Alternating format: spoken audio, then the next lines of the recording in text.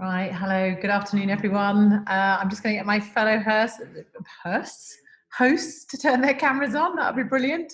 And can everyone join? We've actually got over 200 people registered for the session today, so I will talk slowly to enable everyone to log in. But can everyone just, who is in already, can you just confirm that you can actually hear me? Just send me a quick chat box message if you can. Good, good, good. You've all found the chat box as well. That's what I like to hear. Yeah, brilliant. Thank you, everybody. Graeme, you can unmute, and Hannah, if you can turn your camera on, that'd be brilliant. I'm Helen. I'm obviously going to lead this session today, and I'm here from Futurely, and I will introduce my co-hosts shortly. Let me just check. I've made Hannah. I'm here. You need to put me in gallery view. Can you put your camera on for me, though? It is. Ah, 'tis now. It was not on, and now you've appeared from nowhere. Hello and welcome. Listen, thank you to everybody joining. There's still people streaming in, but look, the chat box that you just used there in order to tell me that you can hear me, that is a place to ask questions. And on the back of a LinkedIn post I actually read a couple of weeks ago, that to keep engagement and to really make the conversation flow, we should ask and take questions throughout. So that is the process that we will follow today. So stick a message in there if you've got a message for Graeme as the conversation goes today, and we will tackle it on that slide. We won't leave it all to the end. Just, can you hear me okay? Yeah, back. Yeah. Okay, good. It just said I was on stable internet. Yeah. And it's probably worth acknowledging. I need to take that. Oh, I think it might be Hannah. Look, we are all working from home, as we all know that. I'm actually working in one of our small business sites today, actually, funny enough. But internet is ropey. We all know that at the moment. If we have a big catastrophe and get cut off, please rejoin. We will restart the session and kick off from where we left off. Just to frame this before I introduce my fellow hosts, though, I just want to talk about why we're doing this. I mean, over the past few weeks, we've been hosting weekly webinars with all business sectors. I'm sure many of you have seen them already. We've done hospitality, we've done leisure, we've done gyms. But this week, we're actually focusing on those at the very heart of all of those sectors. And I guess the industry that's probably been absolutely the coalface of dealing with the different challenges. And it's you guys, it's the accountants. I'm utterly delighted to join by Graeme, who I'll introduce shortly, who is going to talk about his experience in his firm, GT Accounting, who on the marketing we had in Yorkshire, you'll hear from his accent, he's definitely not from Yorkshire. So apologies for that, but clearly we need a map in the marketing team here. But he's absolutely going to go through what happened initially, how he dealt with his clients initially at shutdown, obviously in the current lockdown we are, but really importantly now, how he's looking to take his clients out of lockdown and into the future, and any key takeaways he's had. So without any further ado, I will introduce my co-hosts. I'll start with Hannah. Hannah, if you can just explain why we're both on the call, that would be a good start. So Helen, business. I'm here as business voice Graeme, so I'm going to agree. I'm going to agree at all.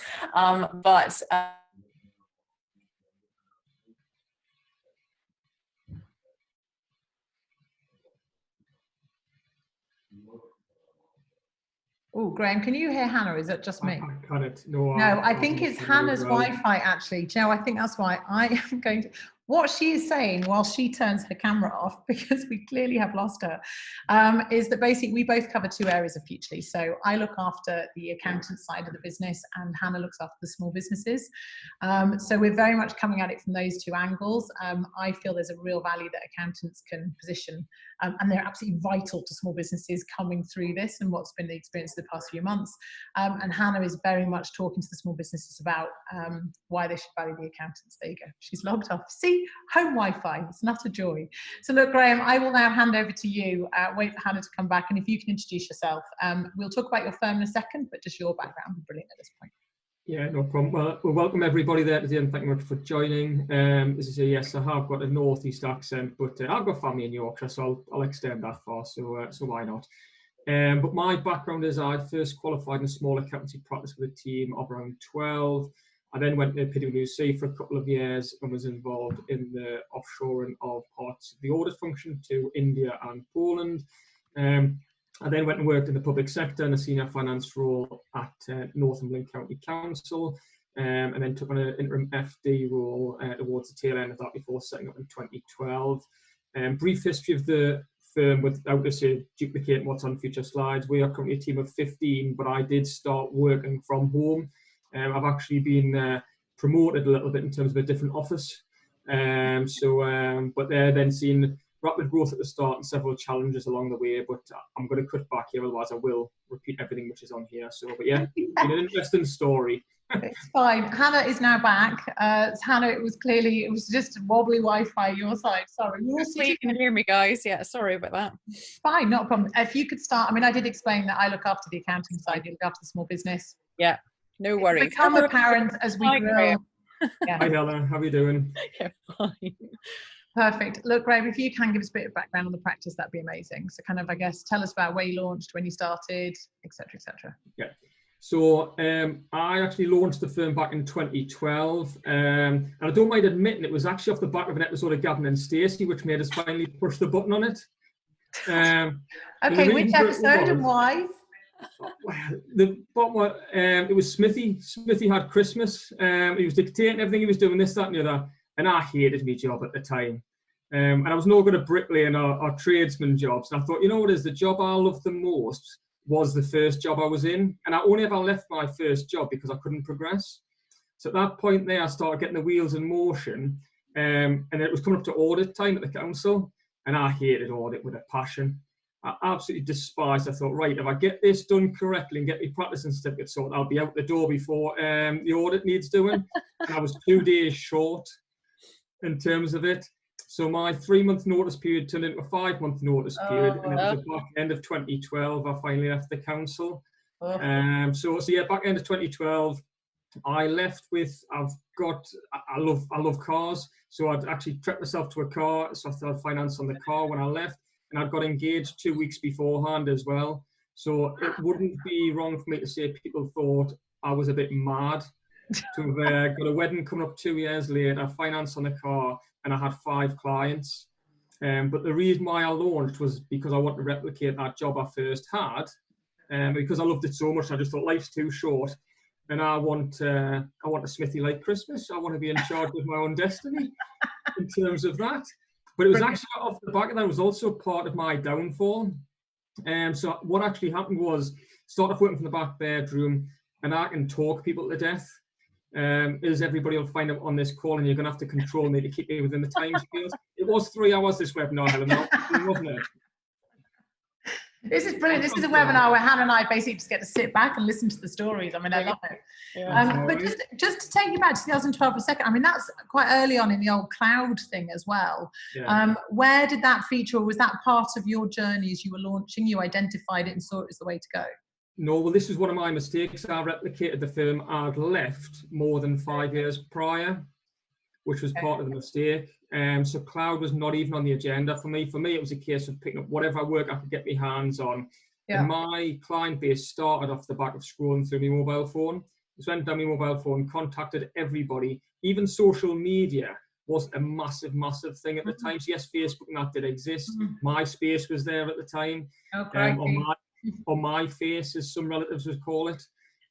So that was there, but it was all word of mouth, scrolling down my phone. But no, the cloud was not even on the agenda, and I replicated a firm which wasn't quite out of date at the time, but quickly became out of date. And because we had such rapid growth, it actually created issues.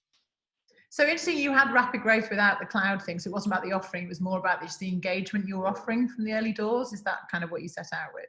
Yeah, I've always been a big believer. I love the personal side of things. I love the personal touch, and I love having that tailored service offering. That was what we were all about. So when I was chatting to clients, I really tailor build the service offering. My background overall, my dad's actually, was now sold a forklift truck business. Okay. So I was working there from a very, very young age, fixing forklifts, washing forklifts, painting walls, cleaning toilets. He claims I did as well, but I'm sure I refused, but I'll let him have that one. But it was never my thing in terms of that. But I've always been built off the back of getting into the mechanics of businesses and understanding as underneath the hood as such, and the operational side of things, and then translating that into a business need. And that's where accountancy first came to the forefront when I was even studying. Yeah. So that there was the drive in terms of how I built my business, how I got clients on board, and really didn't just focus just on the compliance, but I was trying to, and like I say, the software wasn't heavily there at the time. It was more so getting underneath businesses involved in it, making it bit of a difference. So people could pick up the phone and speak to me anytime. And it just grew really, really quickly. Within 6 months, I've rented an office. So and I guess let's do the numbers first and then we'll go to what 2020 looked like. But on that, so where have you gone from those times when you started the hyper growth at the beginning, you've adopted cloud, where were you at the beginning of this year? How many staff, how many clients, how many offices?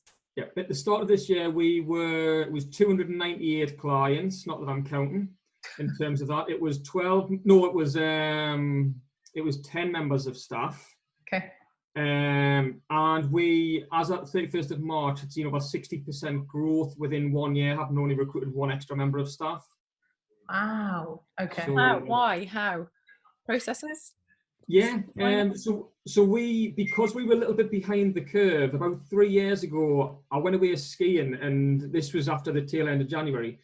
And I'll be polite language-wise. I really want to say what I think, but I don't want everybody on the call. Don't worry. There's lots of the lunch and learns have not been polite language. So fine. Right. Well, fine. right. We're in the middle of a a COVID crisis. It's okay.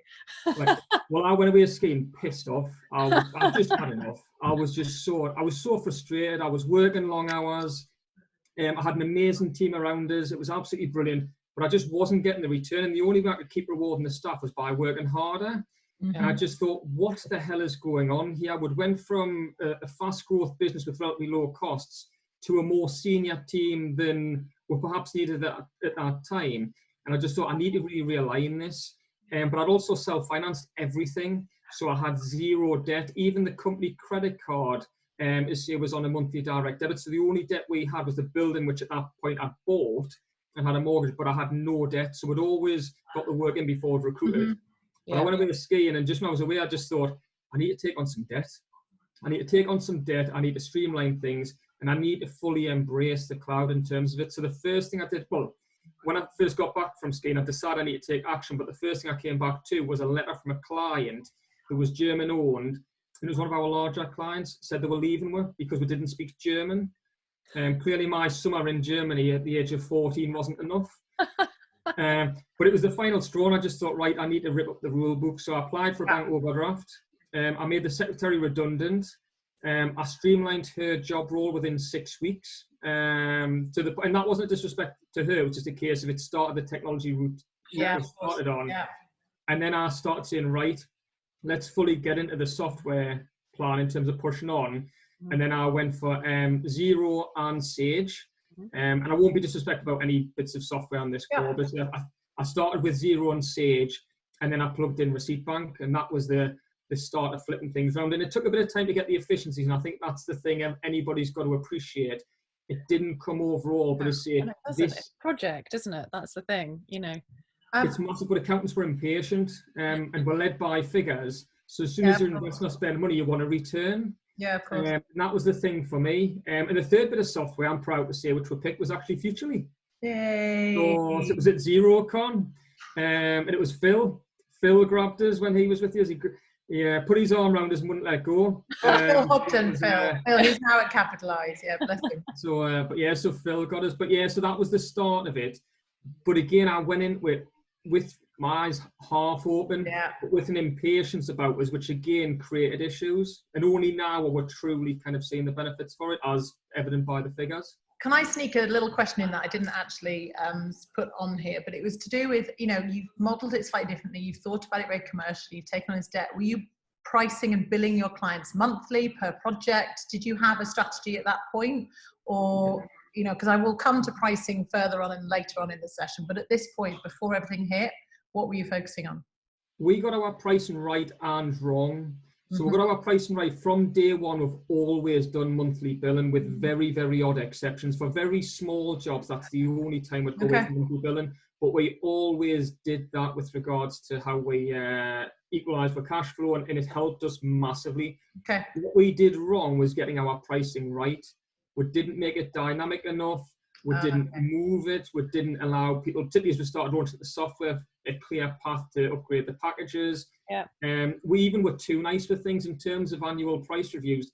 Didn't happen regularly enough up until about 18 months ago, when we started doing it, because we were too nice, and we made that common mistake so many accountants make of putting the client first and our business second. I think, and look, I want to talk about that, especially with you, because I know this is a bit hot topic as we go into lockdown and the stuff that you did and how you price that, because I just think there's so much work that's been done for free, and it's about actually how do we correct that, especially course correct it as we go out of lockdown. Before we do, can I just ask about 2020? Yes. And did it, you know, what did it look like before it smacked us all in the face? Yeah. Our 2020 was looking amazing. We were going to double in turnover, whilst probably only recruiting a couple of members of staff. We were going to really continue the growth path. So we looked at the our financial year ends 31st of March. When we looked at the last 5 months of that financial year, we were amazing. We were absolutely flying. We were doing finance director level support. We were hitting various areas up and down the country. We were absolutely flying. And I see we would have confidently, I believe, there or thereabouts double turnover. And I see we wouldn't have needed a double staff size, literally maybe a couple. And that would have more than done the job for us. And it would have just meant we would have entered all of the markets which sat in our 5-year plan. Yeah. And it was looking brilliant. And then oh, nicely leads us into the next slide. Yeah. I mean, what were the early indications to you, either coming to it, you know, from within your own portfolio or externally? One of our earliest indications was actually QuickBooks. So we were booked to go to the QuickBooks event in the start of March, and all of a sudden there it became a little bit more real. There were signs around the world and things around that, but that was the first indicator in terms of, let's say, what we're facing. And it was just like thinking, wow, this is getting a little bit real here. But at that point there, I'd already started putting measures in place to give us a more flexible way of working. So with that in mind, what had actually happened was I'd started making sure IT-wise we were ready. Software-wise, we're already heavily invested in the cloud by this stage because we've done it a few years prior. We pretty much had all clients on there. But I said, yeah, that was the first indicator in terms of the QuickBooks event. And then we just particularly me, I started following different trends around the profession. Because we were doing one of the headline talks at the CountX. We were speaking at the digital accountancy show. So again, in that circle, you start to hear different noises. And I still came down to London the start of March, perhaps naively. But I thought, well, I booked me, and again, being a typical accountant, I booked me hotel, me train, and I thought, well, I'm not wasting any money. And again, not quite appreciating the size of it. But when I came down to London, I used that time wisely just to to spend some time with all of the software guys over those few days I was down. So I spent a bit of time in all of their offices just to catch up, see where things were, what was happening, and you got a bit of a sense of the mood of what was coming. So like I say, in terms of our infrastructure, I made sure as soon as I come back, we're getting more and more ready to be prepared for what we didn't really know what was going to happen. But certainly technology-wise, that's what we did. Did you start to get any noise from your own portfolio? Did you start to see those early cracks, or it was just you from within the ecosystem? No, pretty much none. Because like I say, a lot of it was bits and bobs within the press, and the communication was quite slow to kind of filter down. And every industry was being impacted a little bit differently, but no, I never really see any signs within our client base. And there was nothing even, so we've got like key dashboards in terms of that. One of the critical ones obviously being Futurely. Yeah. Even within those, there wasn't necessarily the trends to suggest something was coming. Yeah. Because nobody truly knew. And to see even though in other countries, it was difficult to imagine how that would impact here. But I see, we just thought something is definitely coming. So let's just be prepared for what that might be. So then we move forward in March. Yeah. And of course, then hospitality venues need to close and so on and so forth. You know, what did there then become this domino effect of, okay, hold on a second, it's now from nothing. You know, what was the experience, Graeme, in your portfolio? In terms of that, we were very, very quick to act. So even before we were told we couldn't work from the office, we'd already decided we were going to work remotely. I'd already had the conversation with staff to say, look, something's coming. We're going to have to be prepared for it. But my key motivation throughout all of this has been about empowerment. As an accountant, we're not necessarily trained for pandemics or anything like that, but we are trained to remain calm in the most difficult of situations. So I, from day one, have been motivated and empowered to make a difference. And that's the thing. Before we left the office for the final time, I stood in front of everyone and said, look, this is what we're training. This is where we make our mark for our clients. This is where we are remembered. This is where we leave a mark for which they will never forget. Yeah. So let's not take that for granted, and let's make sure we do that going forward. So the first thing we did was take that into clients to get that calmness. And that was the thing. It was the first step, get clients calm, because you only had to have a look in the press whereby businesses were shutting up shop before they even knew there was local authority grants coming. We're getting rid of staff before the new furlough was going to come about.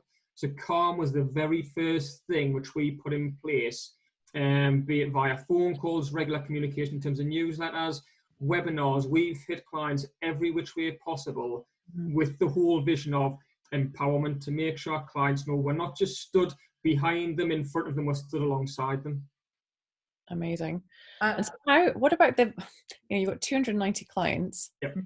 To understand which ones, we've been using the NHS analogy with you guys, and you being that for your small business clients. Some will need to go straight into trauma. Some are in critical care. Some will, to assess 290 people, firms. How did you go about doing that? And I'm assuming, it's a big assumption, it wasn't just you, Graeme. You were empowering your team as well to be able to do that. Totally. And Hannah, you must have prompted me there, because I've seen a little announcement on LinkedIn before reference a certain partnership with our good friends at Clarity. I recognise the terminology straight away there. So, and congratulations to both on that. But yeah, with the guys at Clarity alongside yourselves, and we talked a lot of the stuff they were doing at the same time. So we've all been on this journey together. And I know I see Sam at your end as well. Sam Skay has been amazing. But by having that communication, we did that triage exercise at the very, very start with our clients. So we went down and we assessed where they were prior to all of this, where they were likely to be and where they might end up. So we'd assessed that and said, right, okay, what do we need to do? Now, beyond that, we also personalised it, because whatever stage they're at, some clients just don't interact via email, some don't interact via newsletters, some don't interact over the phone. So we tailor-built our approach and spread that among the team. Now, we use an internal system called Carbon. Again, not going too much into that, but it allows us to consolidate, to say phone calls, notes, emails, everything, so everybody's got full visibility.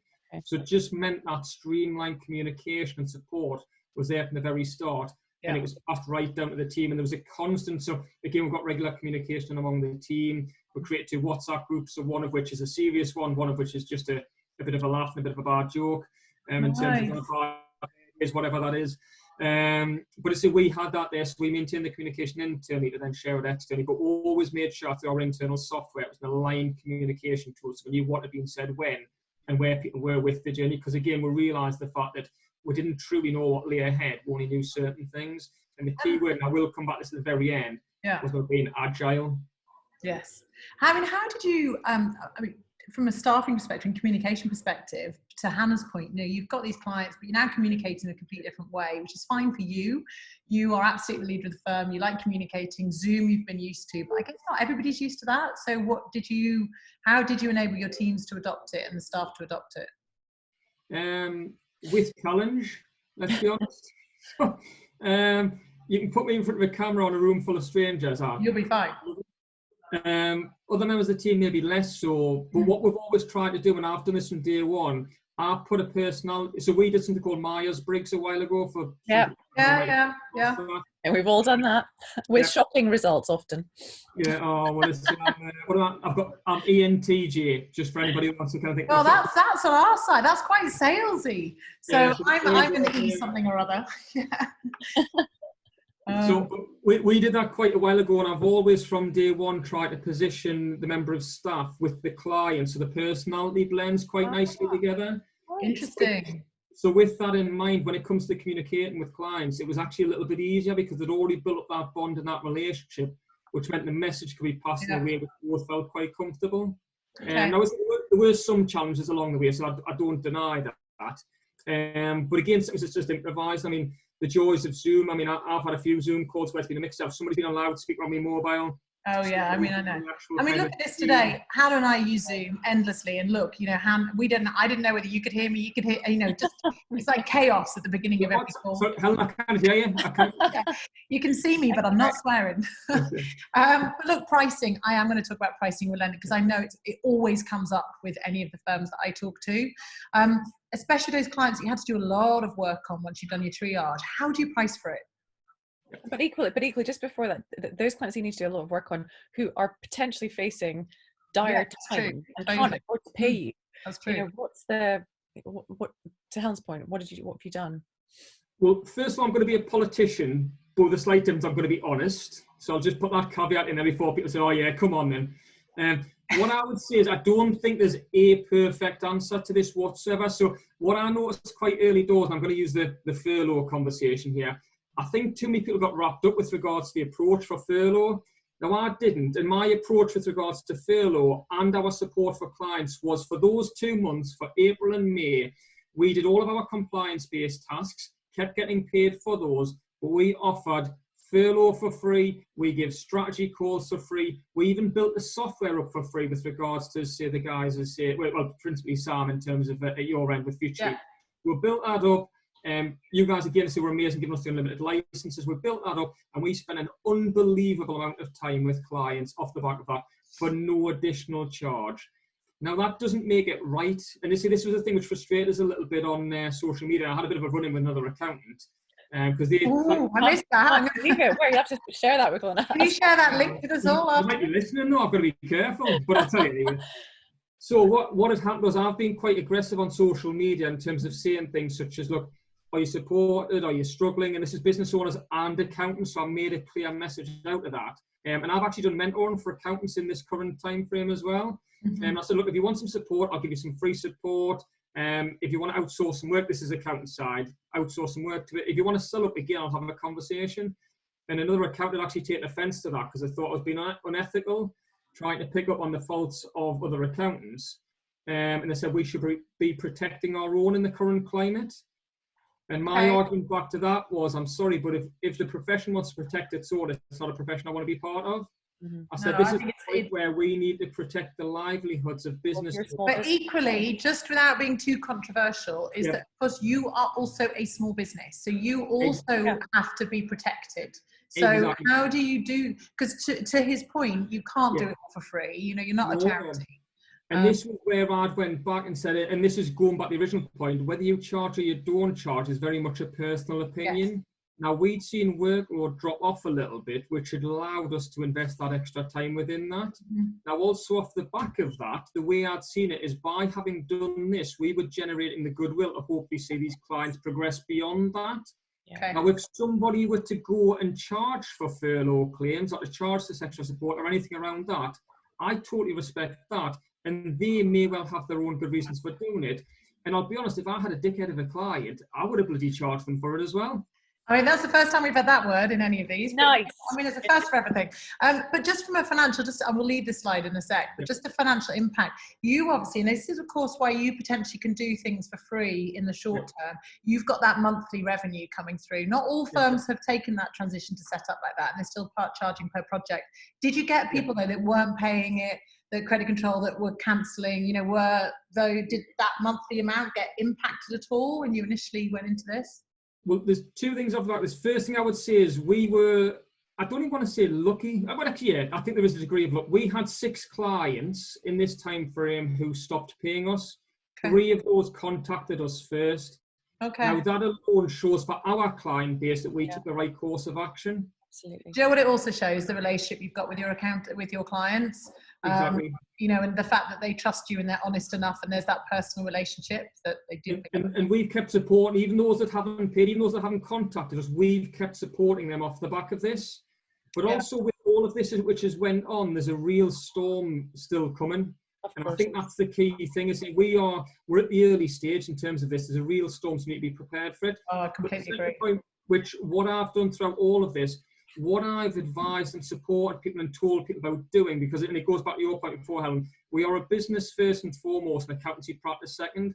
Every bit of advice I've given to my clients is advice I myself have followed. So for our business as a whole, the first thing we did was calm. We developed our own strategy. We've recruited, so in lockdown, we've recruited 3 extra members of staff. I've went and accessed the Sybil's loan.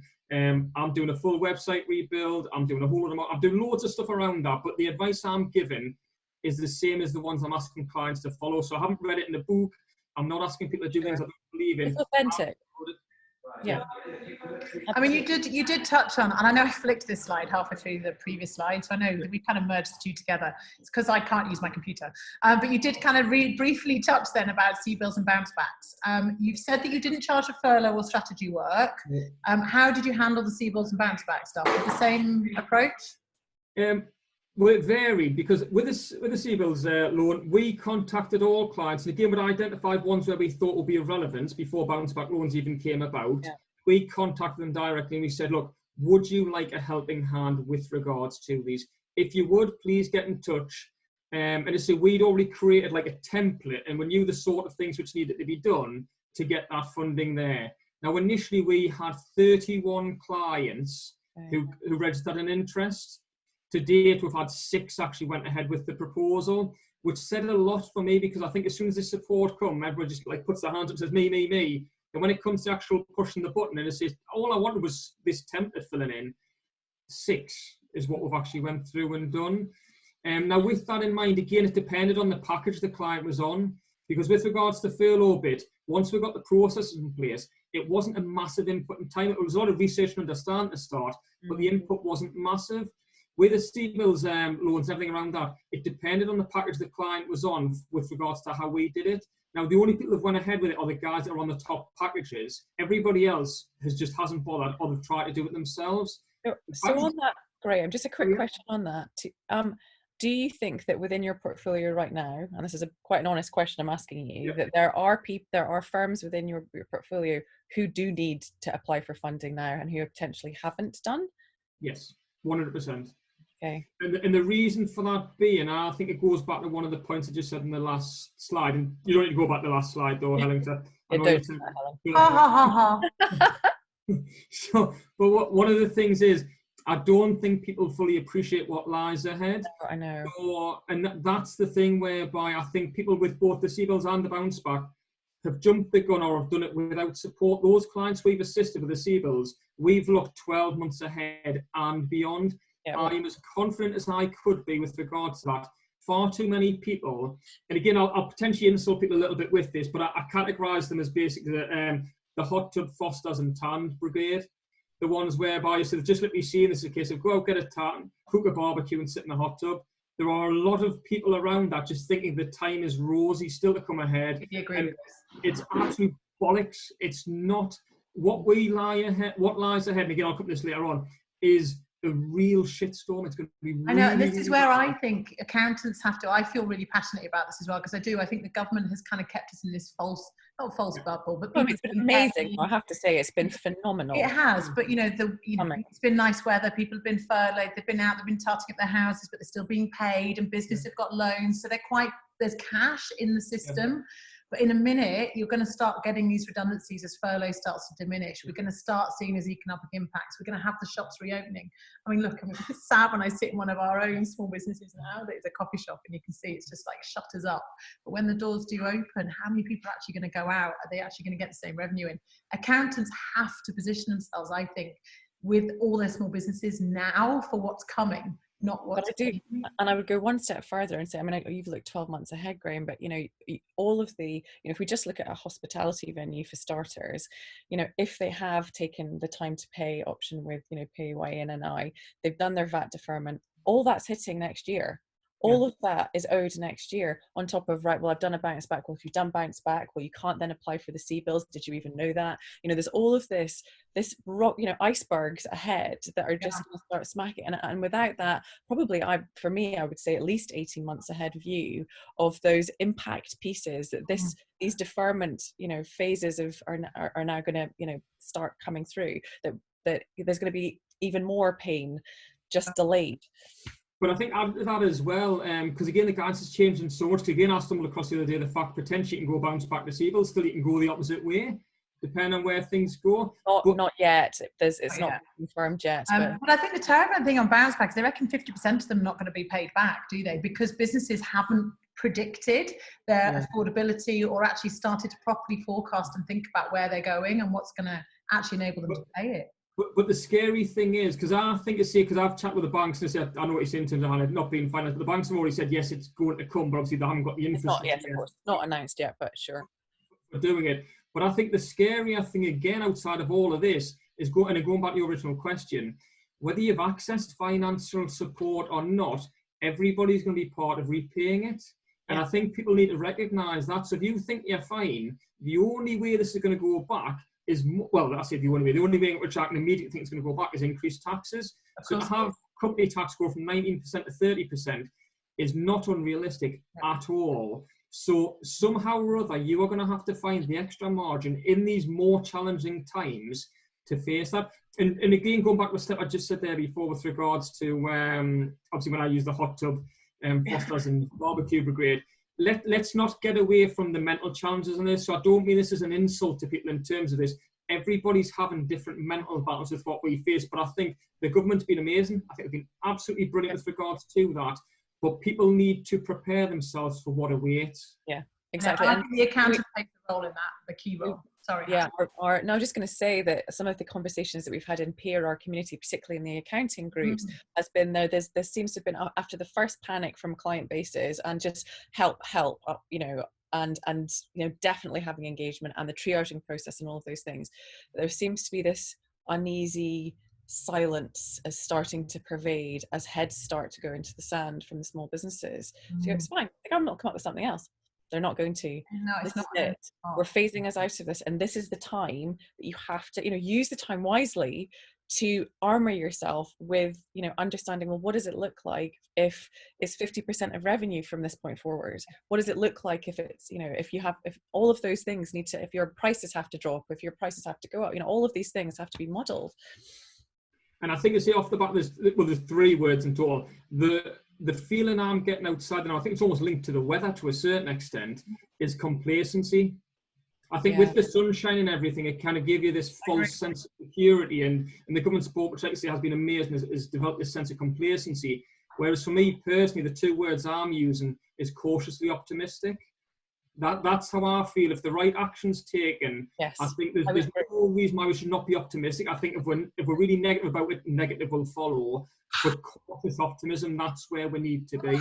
I mean, because I actually think there's been some amazing stories that have come out of this, and businesses have really evolved, which I love. And I think the independents have definitely had a resurgence where people have started using small businesses and local shops. There is a real opportunity, but we do have to manage it properly. And I did mean to flick to this slide because we started really talking about getting our clients out of furlough and what the next 6 months, not furlough, out of lockdown, and what the next 6 months look like. How are you working with your clients for all of the things we've just said? What process are you following? Well, the first thing we're doing there now is there's actually a section on the government website just to double check what financial support a business is entitled to and what they've taken advantage of.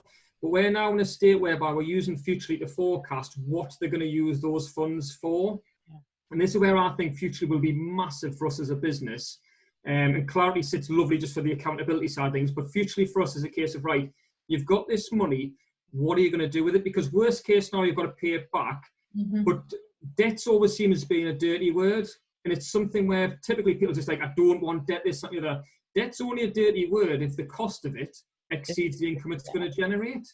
And if people are able to kind of get that financial get the financial support, then us plug it into the forecast to say, look, here are 3 different options for you, how you could invest that.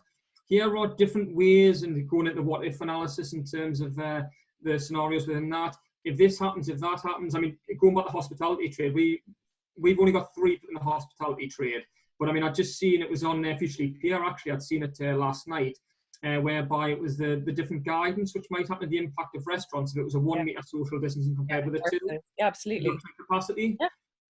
But these are the sort of conversations, it goes back to how I first set up my business. These are the operational discussions which we need to be having with our clients in that trade now to see what would happen if you were working at 50% capacity, 25% capacity, if that happened at this point, if that happened at that point, if a second wave came here, there or the other. But wouldn't you like to have that foresight here and now before you go spending that money to take the right decisions now? Because we didn't know what was going to come. We've got greater foresight now of what could come in the future. So don't waste. And this is where I am quite harsh with people. I say, what have you done with these 2 months lockdown there now? I've constantly so precious. Yeah, it is. Put that knowledge into something going forward to be stronger and better for it. And how do you manage your team? You've obviously got a large number of clients. So how have you got your team to take that approach as well? Because it's easier with your experience and your commercial knowledge and your breadth of exposure. But how do you engage all of your team to have those conversations? By being an excitable pain in the arse. No, what I did, the team know how I operate, so I'm very open. I'm totally honest. what you see is what you get, and the team are involved in everything. The team were involved in our 5-year plan. I literally gave them all a blank bit of paper and said, what firm do you want to be part of over the next 5 years? Write it down there. Okay. And I gave them no guidance whatsoever. We did this last year. The team all have SMART goals, which forms their appraisals by way of monthly and quarterly meetings, for which they contribute towards and must sign off on. Going forward, I have some really exciting HR things we're going to be putting in place, including dictate your own salary. I mean, can I just pause you for a second? Exciting HR. I mean, that was not necessarily a phrase I reckon anybody on this call have ever thought could go together. But anybody like naming their own salary, brilliant. That is a separate webinar, Graeme's take on exciting HR, but not for this one. Yeah, there's a charge for every time you use that as well, so there will be an invoice to follow. But it's about, to say, getting your staff involved in that. And to say, I'm creating a very dynamic HR structure within the firm, and by having got that, and our firm premise is all built on building legacies for which us as a team, our clients, friends and family thereof are proud of, and it's the main thing which goes across our website. That is everything about us. And we've had that for, well, quite a while there now. But then it comes into the little things along the way. So, and this is how I got the engagement of staff. So what I did is, I like a little bit of poetry. It's one of my hidden talents. I'm not going to give you anything there today. I'll share you some of it offline. Graeme's haikus, lovely. Oh, well, it's not very good, mine, so I won't win any awards for it. But I went around all of the staff as lockdown had been lifted, but again, maintain social distancing. I wrote a poem for them just to thank you for their efforts in this time. And it was a card with the pictures of all of them on there. I took some plant seeds for them. And I said, it's about the seeds you plant now, what they grow into, which is going to make a big difference. I took branded T-shirts round, so it was as if we're all in this together. And then on our Christmas do, there was 3 lads in the back got a bit drunk, and they would just karaoke all the way home. They were nicknamed the Backseat Boys. Together with the Backseat Boys. And one of our clients keeps thinking furlough is furlong. Brilliant. So I just wrote on the back of the sheet, on the back of the T-shirt, and don't talk to me about furlong, it's actually furlough. And then the final bit I got everybody was a book. I got them Start With Why by Simon Sinek. Amazing. Okay. So also get a bit of personal development. So I'm developing my approach with my team for a bit of self-development, one-to-one phone calls, and embracing within the team what I want externally to clients. I'm doing that on a regular basis. But there's still a big difference between engaging and talking to client and then actually having the confidence to sit there and go, right, let's take your business. Let's look at what happens if we do this, this, and this. That's a whole different leap on from just engaging. Go on, Hannah. No, just as a follow on, and there are some firms who I'm pretty sure will feel a little bit of paralysis because they haven't worked like this before. There's a lot of firms who it's partners who just have the conversations. It's not being democratized across the staff. What would it be a really good first step for any firm who is just scared to go, I just don't know how to enable? I'd start with communication with the staff. So I mean, it's all about the word empowerment. So I empower my staff. And again, we've got a bit of a firm rule that there's a no dickheads rule. If we don't like them at a client and they say we're kind of getting to work the way we want, I'm not going to have my staff and me being unhappy because life's too short. Yeah. So if somebody felt uncomfortable with our member of staff, I would speak and say, if you don't mind me asking, what is it that makes you feel uncomfortable? Is it your skill set? Is it your training? Is it the client? And I would never force them down that path. So again, I'm not going to lie and say all my staff are equally as comfortable having those same conversations with clients. But if they're not, particularly given the current challenging circumstances, then I wouldn't force them to. So it might be a case of, right, well, I'll tell you what, I'll have that phone call, but I'd like you to be part of it just so you can see how that works. And then we'll build that into their own personal development to see how they can be more comfortable. But again, sometimes it's easier because the clients have sat with the staff, but it's not always perfect. And this is sometimes people are just like, oh, I'm not really sure. I said, don't worry, I'll do it. Or somebody else. Are your team all qualified? Are they part qualified? Have you got a whole mixed bag? No, we've got a whole mixed bag. Okay. So there are 4 of us fully qualified, and the rest are either AAT qualified or in the process of being qualified. Okay, apart from one who we recruited has got a computer sciences degree, no accountancy qualifications whatsoever. Okay. We brought her in on a data engineering and software lead role. Interesting. A new role we've created. Nice. Why? Where's that? I mean, that, I guess for everyone on the call, that will be a new hire with an accounting firm. Why? What's going to be her role? How's she going to interact with clients? I think with 2 things, technology and data are going to be, technology is already a massive thing there now, but data more than ever is so critical. And unless you've got your data right and your technology right, you're always going to be behind the majority of competition, your trends and everything. Particularly in the current climate, the business curve is well behind the health curve. So by having her in there, she is first and foremost allowing us to use our software so much better internally. She will then help us use our software better externally to get better benefits for clients, whilst consolidating all of the data. So we've created a project team with a massive push on processes and data. So I want a dashboard of data for which I can see any number of metrics. That's a bit too open-ended. I want the words of clarity, 7 key metrics. Yeah. And all of your OKRs now. I want that dashboard, so from a high level, I can spot that based on real-time information. Okay. One of the features I love most about Future is the alerts. I absolutely love that, because it just literally, I don't want to know if the bank isn't reconciled by 10 pence. I'm not bothered. But if I can know that it is somebody's missing the target, that would be amazing. And then that means there's a domino impact, because we cannot wait for a monthly meeting, particularly in the current climate, to get a resolution in place. We can't even necessarily wait till a weekly meeting. So we all as a profession, and businesses full stop, so not just accountants, we need that data almost immediately. And that there's what will stand us in good stead going forward. And this whole pandemic's given the business world a shake up, and the profession in terms of the accountancy profession. It's really interesting, and I think it probably comes nicely onto actually monitoring and tracking your own firm as it goes on. What are the lead indicators you're going to look at, and what are you going to keep your eye on? Well, I feel like almost like a school teacher and a student to the same extent, because I have to do my own monthly report, which I then present to myself and then put all the narrative behind it. But I do actually share that with the team. So we have staff bulletins we share with the team, so they know the key metrics which their performance is assessed against. So one of the key metrics for us is basically kind of a multiplier of wages. We have a set multiplier we want over and beyond wages every single year, and that is a starting point. But we're in the process of building out a HubSpot system, so I'm actually revising our business goals. And I've got about another hour to go on the first certification I've got to do. So I'm actually revising them. But some of the ones, I'm going to cheat and go the ones we had last year. So some of the ones we had last year is again about timing, and this was before we had the data engineer in, was about accounts. It's no longer good enough to get accounts done by a filing deadline. So we brought all of those forward there, and we said, right, okay, we wanted 80% done within 6 months of year end. Now I'm still embarrassed to say 80% by 6 months is pretty good going in the accountancy profession. I want that 3. So we brought that forward to 3. Self-assessment tax returns, stop doing self-assessment tax returns so people have to pay within 3 weeks just after Christmas. Get them done so much quicker. So we looked at the processes, and that's where our goals have been driven from, to get more timely information and more valuable information out of that for clients. But those was just a couple of the ones which have formed. But we are personalised those off the back of it. And like I say, with the help of obviously like Future, we're trying to build set goals and build back and revise what was previously working beforehand, because it's not going to work going forward. Yeah. From, I guess, the client, from your own forecast of your own practice, clearly you have one, or are you like a builder that has like an unfinished bathroom? You know, I don't know what happens in the account. I think you mentioned cash when you were saying a builder. I just say, stop it.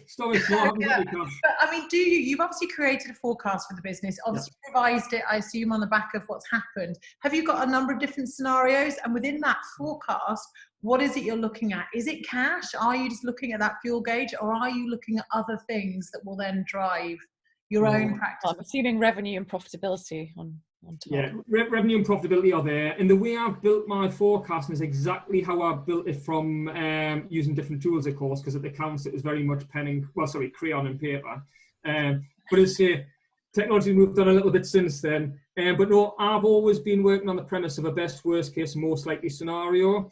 And I still believe there's a chance that I'll still double turnover this year with what we've done. But what I've done is I look at efficiencies along with turnover, profitability, cash flow, but also efficiencies on jobs as well. So we have internal targets and internal metrics, which we are using to have a look to see how far or away people are from budgets on jobs. And then there's other ad hoc measures we've got within there, such as referrals. So like, okay, what's our referral system working like? How's that working? How many people are on certain numbers of packages? So with like the finance director level packages, how many have we got at that sort of level? What's the impact on those for those individual clients? It's like one client was saved about £10,000 just to negotiate the cashback deal with suppliers. and would generate, I think it was £168,000 worth of extra sales off the back of some guidance.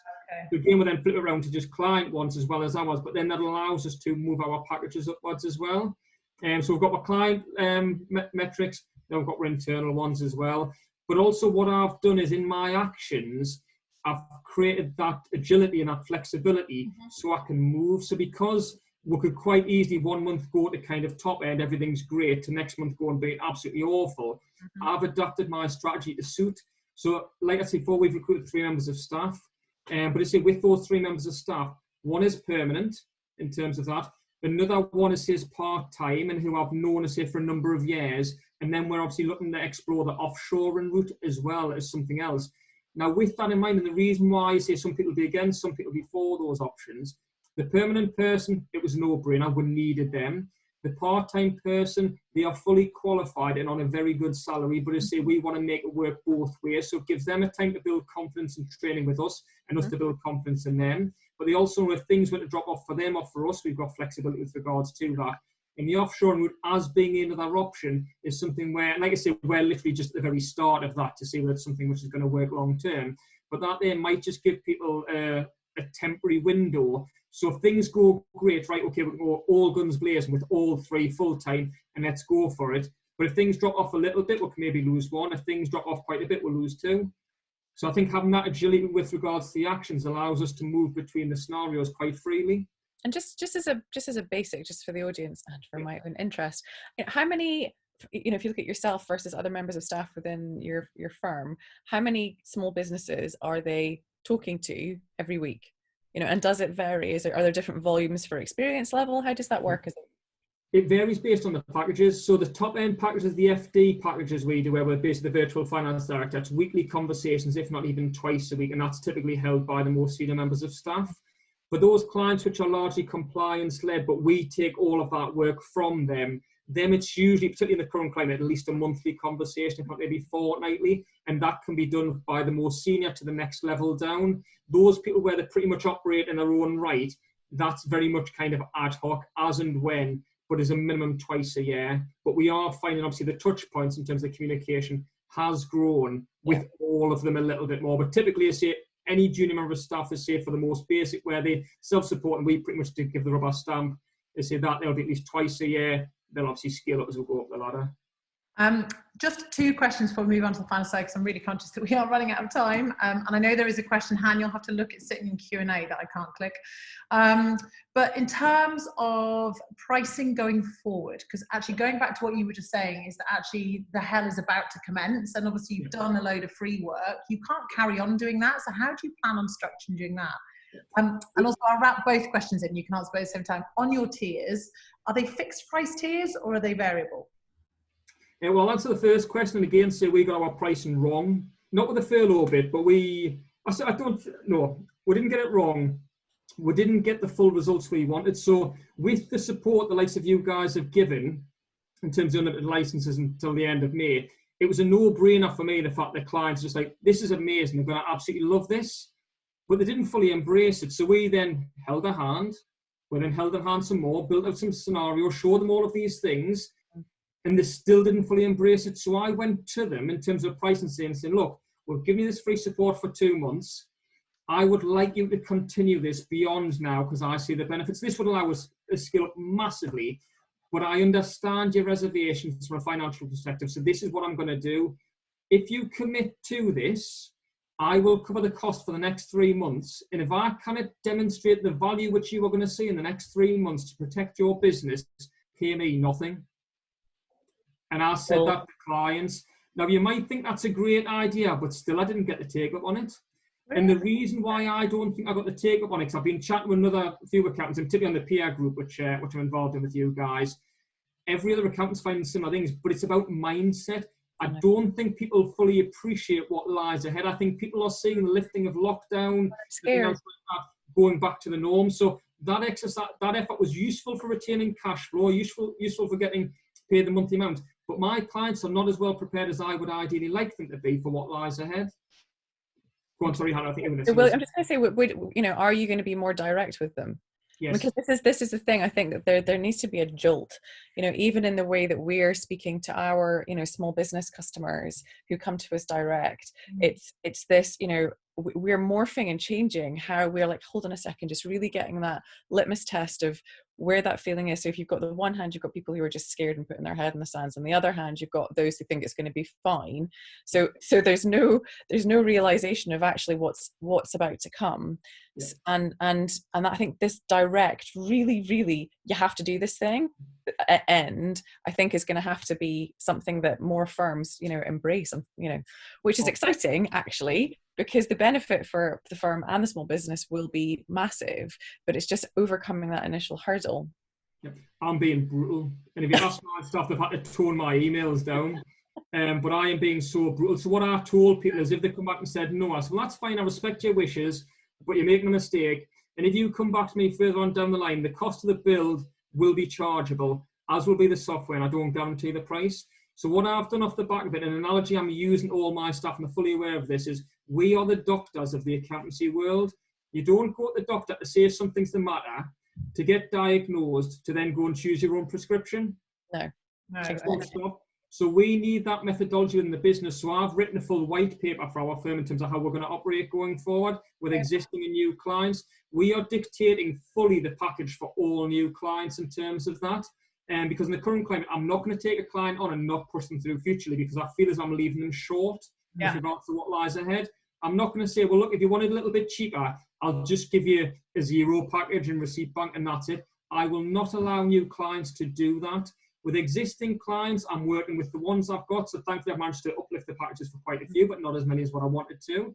And then with some of the other ones, I will be as blunt as to say, if they are going to be the vampires of our firm, draining the energy and blood out of it, whilst other firms are listening and really needing our help, and it becomes an issue, I will have to find alternative accountants for them. And I am willing to do so, because it's something which I've said before, and Helen touched upon it when we first touched upon furlough. We are business owners first with regards to this, and we cannot ever forget that, because it will be the detriment of those that do listen. I've seen firms over the years who talked about doing advisory, and they've got these really big clients, and they're going, well, I can't do it because I've got to go and sort out the compliance on this client who's paying barely any money. And it is trying to get that mindset of going, right, if we're going to do this, then we do have to be quite cutthroat. I mean, we have to work out actually what is going to give us the return on investment, but also look after clients in the right way and are the right clients to come on the journey with us. I think, and equally, onboarding of new clients is just going to be different from now. Or it should be. In the ideal world, in the dream situation, it should be, so that, I prove my value by showing you all of these things and helping you, be the sat nav for your business, to help you, if there's a blockage in the road, find a better route for you. The majority of small businesses, unfortunately, just have never had that experience before. So it's a re-education process, so no wonder they're in this stasis period right now. It's like, well, I didn't even know that you could offer that service, I would like to know, There's those clients at the moment that have had the boom, and it's like, actually, have they forecasted for, they've probably increased their costs, they've increased staff, they've had all these great things going on, and actually they need to be managed back down into the new norm. And, they won't be shouting for help because, of course, they're feeling the cash coming in, they're feeling good. But again, it needs that management, that contact to be able to predict actually where they're going. But I think it is that blend, and this is where I'm so excited about the relationship you guys have got with Clarity, because for Futurely, the thing which attracted me most to it was the visuals. Any client, to say, loves a visual representation of things rather than a 10-page detailed report. But when you've got the visuals combined with the aligned language, which Clarity will do, so we use both packages. When you've got the aligned language to pinpoint things, and the visual representation with the flexibility to model the different scenarios and be an agile business, if you are still saying no, having seen your accountancy doctor as such, if you're still saying no, you've got a serious problem. Yeah, well, you do. I mean, I think it's not just driving your car like this, it's not just about cash flow. I think Ainsley actually had a brilliant analogy, which I still stand by, and I think it's actually the way that we need to work, and the industry needs to work, is that you can't just look at cash flow. And the role of the accountant is not just to stare at that fuel tank and go, it's okay, you've got enough fuel in the tank. They've actually got to be able to see quite a long way down the road what's coming, the weather, the corners, the obstacles, the good bits, the bad bits. You have to predict absolutely where business is going, and then cash flow obviously underpins it in order to ensure they can get there. Well, my staff will kill us, but I always say be the best you can be. That's one of my mottos in terms of that. Now, I don't want to be better than anybody else. I want to be the best I can be. Yeah. And that's why use the tools. And I'll shut up now. I'm Otherwise, probably will be 3 conscious hours. we have a whole minute left. So, I mean, anybody who does have to go, we will be sharing this recording out. But I do want to cover these because actually you've got some really key points in here. I won't talk. You know the questions that are on the screen. So just come at us really with what you wish you'd done before and the recommendations. And I guess the big fat lessons that you've had on the back of it. Well, I've listed these down because I knew I'd get to this stage where I'd be rushing the last slide. So, top 3 things I wish I'd done before shut down. Streamline processes. By just getting those streamlined, you can just, all of the holes are just filled. And what you get out of it is so much quicker, slicker, done remotely, done in the office. It is just streamlined. And that's from onboarding to billing to sign off, everything there. Processes. If I'd had those streamlined, it would have been so much easier. The second thing was marketing. I realised this year, I was already starting the marketing plan. I wish I'd started about a year earlier. We relied too much on word of mouth. When I really went at it aggressively with regards to marketing, we picked up work in Glasgow and Reading. I wish I'd had it a little bit sooner, and I could have perhaps, as I say, picked up more work and supported more businesses. And the final one off the back of that is better use of software. I realised how much more functionality there was in the software that even I hadn't fully grasped beforehand.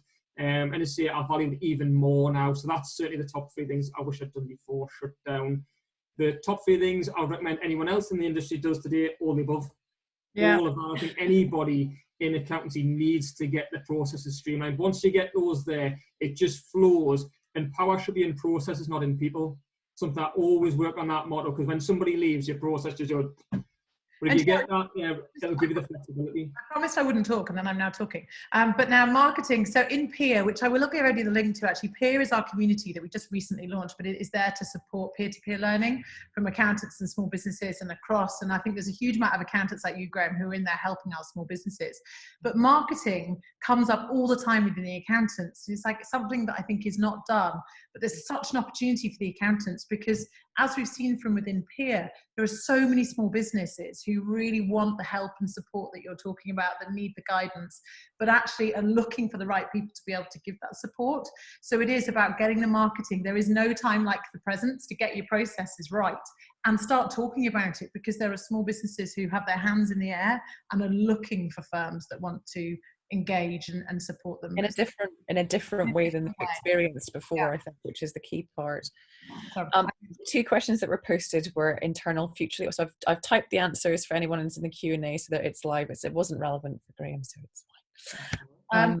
Key lesson now. What's the key lesson that you have learned? Can I cheat? I'm going to go for 2. So first one is remain agile.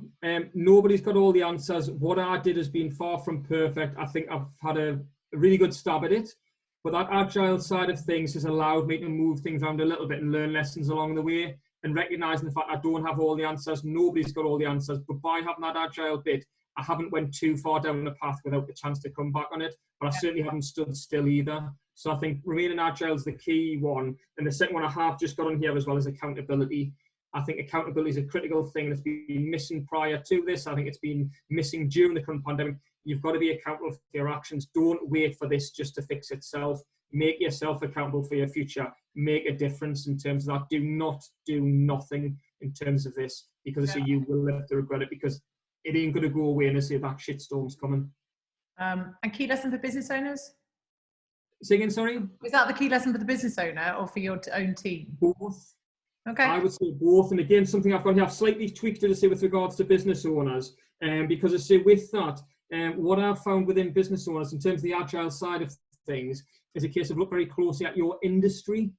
So with that there, but don't necessarily follow everything other people are doing. I think there's some great examples of people where they went totally against the grain and it's actually kind of been a little bit different. It's like, oh, that's quite interesting in terms of that. But in the accountability bit, yeah, exactly the same for that. But agile and accountability for both the profession and business owners, if you do those things there, you will really, really be beneficial for us. Can I have a third one? Can I cheat? Yeah. Of course. And this is an overall lesson, and I want everybody to embrace this, because when this first came, everybody was loving technology. In terms of, oh, it's the new best thing, everybody's going to work remotely, this, that, blah, blah, blah. Whilst forgetting how much we miss the human touch in terms of family, friends, and everything like that. The new world for me, which we now face, is not one led by technology. It's not one led by the old way of working. It's one where it's led by a blend of the two. The traditional skills, that human touch, that human interaction, blended with technology, is the way things will go in the future. So let's not discount the premise and the importance of that personal touch, that human interaction, but let's not discount technology, because I think once you've got those two alongside one another, for sure. you've got a phenomenal tool. Absolutely. Perfect. Hey, Well, look, thank you so much. We are 4 minutes overrun, so you did very well on that last slide then, Graeme. For everybody on the call, I will share a copy of this recording so you can share it out to your teams, and any links on the events page, so futurely/events, all of our lunch and learns are there for future. That's tomorrow as well. We've obviously had Graeme today, who's talked about his own practice. We've actually got BDO joining us tomorrow, from a completely different take, from a very larger take, which actually he's looking more at the economy and where he thinks the economy is going to go and how he's going to support through it. So it's a slightly different take from Graeme, but absolutely supportive of the conversation we've had today. So definitely join us for that one. But thank you for everybody's time today. Graeme, thank you for being an utter superstar. And what did you call yourself? Enthusiastic bunny or something? It's brilliant. You are an inspiration. And if anybody does have any questions, then please do ping me. I'll happily obviously send them on to Graeme. But otherwise, I will let you all get on with your afternoons. Thanks for joining. Yeah. Thanks, Graeme. Thanks, everybody, for joining. Bye.